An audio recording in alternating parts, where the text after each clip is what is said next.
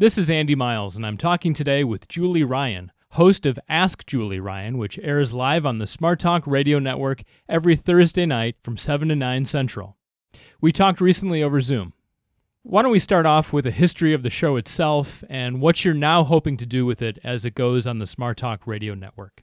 The Ask Julie Ryan show is a podcast right now that's going to be syndicated on radio stations throughout the U.S., and I'm really excited about it because I think it will bring the information that I talk about on my show to many more people.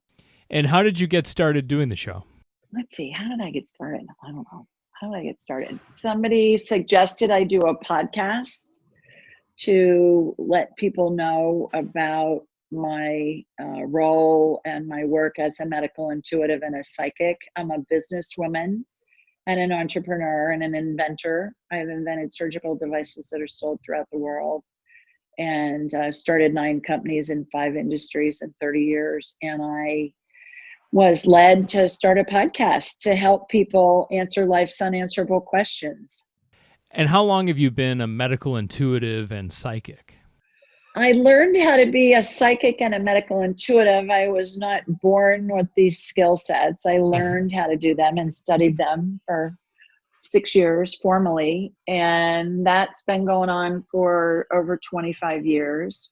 And doing work with individuals has been happening for about the past 4 years. I thought I'd semi-retire after I sold my surgical device manufacturing company. And I thought, well, I'll just talk to a few people about medical intuitive and psychic stuff. And now I do it full time, which has just been a blast. I'm loving it. I'm having a ball doing it. And what makes it such a blast for you? The interactions with people and helping them? Absolutely. Being able to meet people from all over the world and help them when a lot of people come to me that have medical conditions and they've seen many doctors and gotten many diagnoses and many treatment suggestions, and they still have the same symptoms. So I can scan them energetically and facilitate energetic healings that help them heal. Also, I laugh. I say I'm a businesswoman that learned how to do woo-woo, and I'm a buffet of psychicness. So I can scan people medically. I can communicate with deceased loved ones or any deceased person for that matter telepathically. I can communicate with pets. Have a lot of people that call into the show and Fluffy's sick. Can you scan Fluffy and help them? Can I help them figure out what's going on with their dog and how to help her get better? Past life stuff, talk to angels. It's just all across the board. I have people call in looking for career advice. I'm moving to a different city advice. What else? Love life advice, things like that. It's kind of like a modern day Dear Abby meets medical intuition and psychic abilities is what this show really is. And it's a lot of fun to hear callers from all over the US and abroad that call in to Ask Julie Ryan, this whole broad range of questions that I help answer for them. And when you've finished an episode, what are the factors that kind of add up to, in your mind, thinking that was a good episode? What makes good radio and good podcasting in terms of what you're trying to do? Well, I think it's fun. Every week is just a blast. It's so much fun because people call in and we laugh a lot and the questions are all across the board. Even if somebody has something serious going on, there's always a glorious or a magical component to every equation. And we find that and help them, as I mentioned, answer life's unanswerable questions. It's a place where people come to really find answers to situations in their lives that they haven't been able to figure out. And these skills of being able to communicate with deceased loved ones and scan them medically from an energetic perspective really gives them answers that they haven't been able to get from other methods. And it sounds like you have a very broad range of people calling in, not only in terms of who they are, but where they are. Correct. Yes, broad range in age groups. I'll have everybody from, I would say, every once in a while, I'll have a child call in and their parent will be helping them. There was a little girl that has called in several times from Washington State, and she has pet chickens, and she'll call in and she'll ask me about one of her pet chickens. They all have names, and it's really cute. And teenagers to people of all ages, men, women of all ages from all over the US and then abroad. I have people that will call in, and it's really humbling for me when I hear somebody calling in from somewhere in Europe or the Middle East or Hong Kong or wherever, and it's 2 or 3 in the morning, and they've gotten up in the middle of the night to call into the show because they have a burning question that they would like help answering. And that includes the amazing encounter you recently had with a woman in Berlin. Yes. She called in a couple of weeks ago and she had a medical situation going on and she was looking for help for that. But before she told me what was going on, she said, I need to tell you how I found you. And I said, all right. And she said, I had a dream and an angel came to me in the dream and she said, you need to talk to Julie Ryan. And she said, I woke up thinking, who's Julie Ryan? And she said, I went to the internet and I did a search on you and I found your website and I scheduled an appointment and I saw you had a radio show. And so I called in. And that reminded me of a story of a pilot who's a client in Hawaii. And he flies in and out of Honolulu and he flies international routes like up to Beijing or to Singapore or wherever, and to the States as well, but primarily big, long, international routes.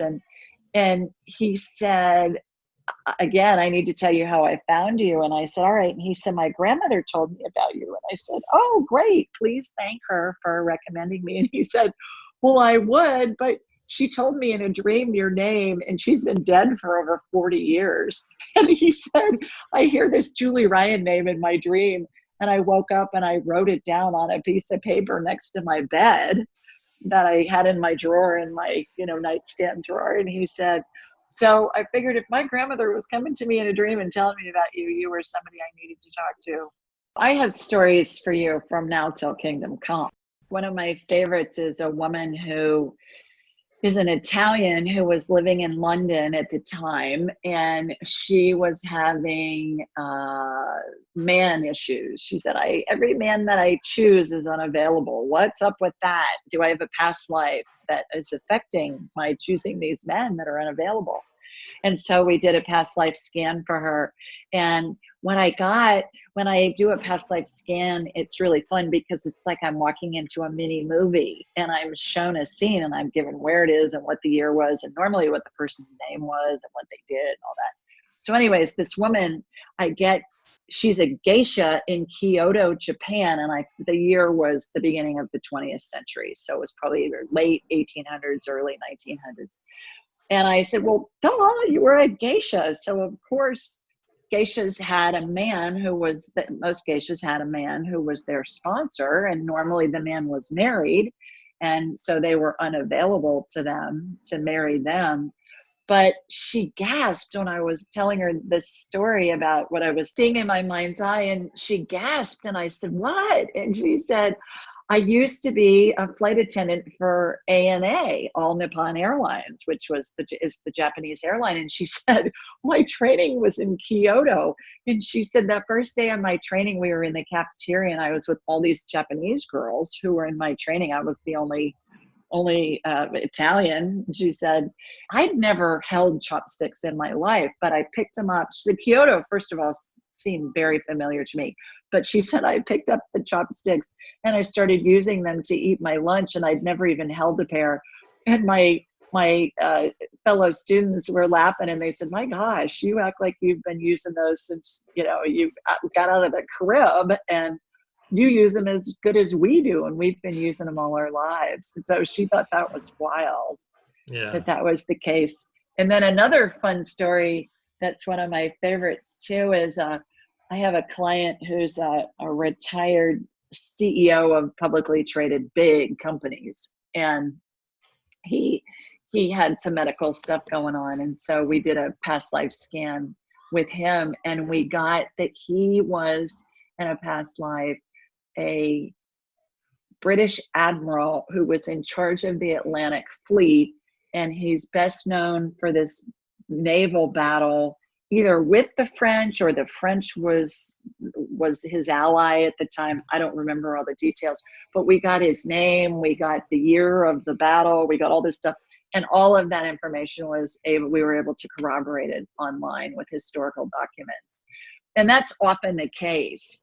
So it's really fun to be able to corroborate the information from past lives. And then with medical scans and with other types of work that I do, a lot of the information that we get from spirit is able to be validated and corroborated with documentation that we have access to through searches. And from what you said, it sounds like you have a calling for this, but at the same time, you also had to do training for it. How does that all work? I studied how to be a psychic, and medical intuitive came, I think, naturally to me because I was in the hospital supply industry for decades and inventing surgical devices and in that industry.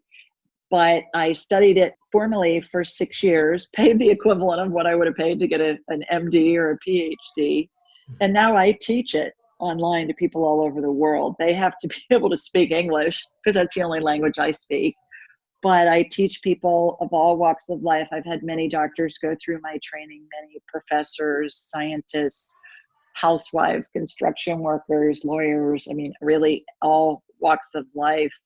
And it's really fascinating. We all come in with the ability to have intuitive information, to receive and transmit intuitive information, but we discount it. So everybody comes in with the capability. It's just learning to develop it and refine it. And I think everybody has the ability to do that. And I teach people how to do what I do. And can you explain a medical scan? I know you've said that about 85% of all the calls you get are medical. When I do what I call a medical scan, it's as if I'm a human MRI.